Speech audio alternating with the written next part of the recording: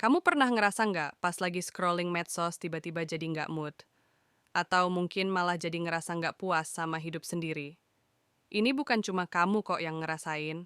Dan di video ini, kita bakal bongkar kenapa sih medsos bisa berdampak besar banget ke kesehatan mental kita. Jadi, medsos udah jadi bagian dari hidup kita. Setiap hari, dari bangun tidur sampai mau tidur lagi, kita nggak bisa lepas dari Instagram, TikTok, Twitter, atau platform lainnya. Dan memang ada banyak banget hal positif yang bisa kita dapat dari sana, kayak inspirasi, hiburan, sampai update informasi terbaru. Tapi di balik semua itu, ternyata ada sisi gelap yang kadang nggak kita sadari. Pernah nggak kamu ngerasa kepikiran kalau nggak buka medsos sehari aja?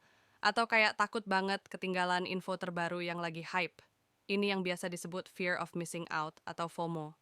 Jadi, tanpa kita sadari, kita bisa jadi ketagihan scrolling, cuma buat ngejar rasa terkoneksi atau takut ketinggalan tren.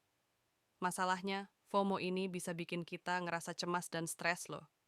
Bayangin, setiap kali lihat postingan orang lain yang kayaknya seru banget, kita malah jadi ngerasa hidup kita tuh kurang menarik. Nah, di medsos, kita juga sering banget terjebak dalam perbandingan sosial. Kita lihat teman atau seleb yang posting gaya hidup mewah, liburan ke tempat eksotis, atau pamer barang-barang branded.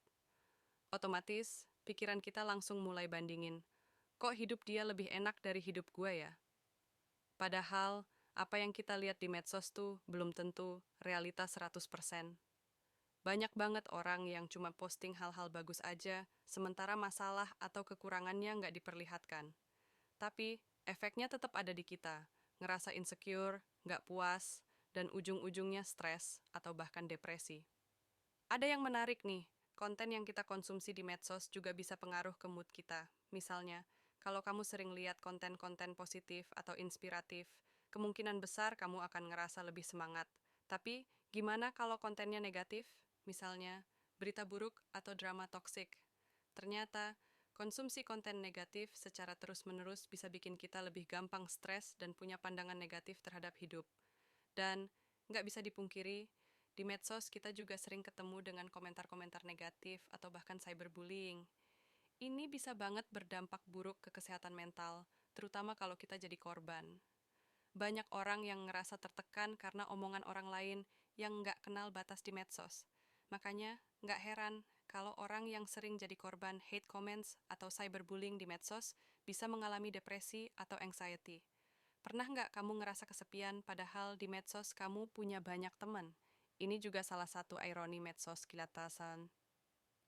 Kita merasa terkoneksi secara virtual, tapi justru makin terisolasi dalam dunia nyata. Kita jadi lebih nyaman buat chatting atau komen di medsos daripada ngobrol langsung. Lama-lama, kemampuan kita buat interaksi sosial yang nyata bisa berkurang, dan ini bisa bikin kita ngerasa kesepian atau bahkan terisolasi. Bagaimana menjaga kesehatan mental di era medsos? Sekarang, yang jadi pertanyaan besar, gimana caranya biar kita tetap bisa nikmatin medsos tapi nggak berdampak buruk ke kesehatan mental? Berikut beberapa tips buat kamu. 1. Buat batas waktu bermedsos. Coba atur screen time, misalnya cuma 2 jam sehari. Ini bakal ngurangin rasa FOMO dan bikin kamu punya waktu buat hal-hal lain. 2. Pilih konten yang mau diikuti. Unfollow akun yang bikin kamu nggak nyaman atau bikin kamu suka bandingin diri. Fokus ke akun-akun yang positif dan inspiratif aja. 3. Jangan bandingin diri sendiri. Selalu ingat kalau apa yang kamu lihat di medsos belum tentu realita. Setiap orang punya sisi kehidupan yang nggak diperlihatkan. 4. Utamakan interaksi sosial nyata. Jangan sampai karena sibuk di medsos, kamu lupa buat ngobrol langsung sama orang di sekitar kamu. 5. Lakukan detox medsos secara berkala. Kadang, kita butuh istirahat dari medsos. Coba sesekali buat detox medsos, misalnya libur medsos tiap akhir pekan. Jadi, gimana?